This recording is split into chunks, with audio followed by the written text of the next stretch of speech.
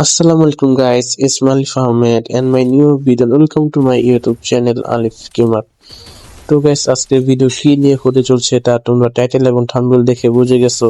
তো চলো বেশি দেরি না করে আজকের গল্পটা শুরু করি। নাম ছিল রায়হান, বাবা মায়ের একমাত্র ছেলে। রায়হানের বাবা একজন দরিদ্র কৃষক ছিলেন, সারাদিন ক্ষেত খামারে কাজ করতেন আর মায়ের হাতের তৈরি মুড়ি বিক্রি করতেন। তাদের স্বপ্ন ছিল একটাই, রায়হান একদিন বড় হবে, অনেক পড়াশোনা করবে এবং এই দরিদ্র থেকে মুক্তি পাবে। রায়হানের বাবা ছোট থেকেই ছেলেকে খুব যত্ন করে বড় করলেন। খুব কষ্ট করে হলেও পড়াশোনার জন্য যা দরকার তার বাবা মা সেটা সবসময় জোগাড় করে দিতেন। রায়হানও পড়াশোনায় খুব ভালো ছিল। বাবা মায়ের কথা মাথায় রেখেই সে দিনরাত এক করে পরিশ্রম করত। কিন্তু একদিন হঠাৎ রায়হানের বাবা অসুস্থ হয়ে পড়লেন। রায়হানের পড়াশোনার খরচ, বাড়ির খরচ সবকিছুই থমকে গেল। সে নিজে বাবার পাশে থেকে তাকে দেখাশোনা করত।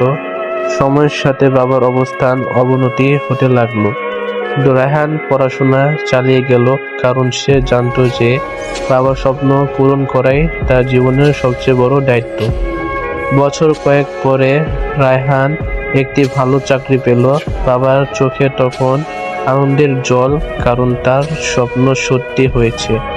রায়হান যখন তার প্রথম আয় দিয়ে বাবার হাতে টাকা তুলে দিল, তখন বাবার মনে হলো এটাই তার জীবনের সবচেয়ে বড় অর্জন। তার বাবা সেই টাকা নিয়ে বললেন, বাবা, আমার জীবনে সেরা দিন এটাই। তোর এই সফলতা আমার সকল কষ্টকে মূল্যবান করে তুলেছে। এই গল্পটি আমাদের শেখায় যে কঠিন পরিশ্রম এবং ভালোবাসার মাধ্যমে সব স্বপ্ন পূরণ করা সম্ভব।